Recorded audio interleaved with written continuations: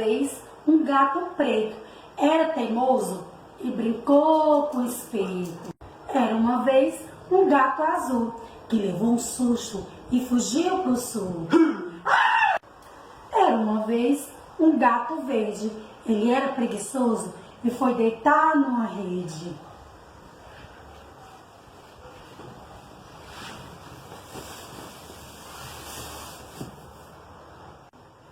Era uma vez um gato rosa, comeu uma sardinha deliciosa.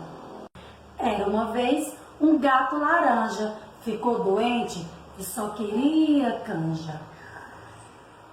Era uma vez um gato vermelho, entrou no banheiro e fez careta no espelho.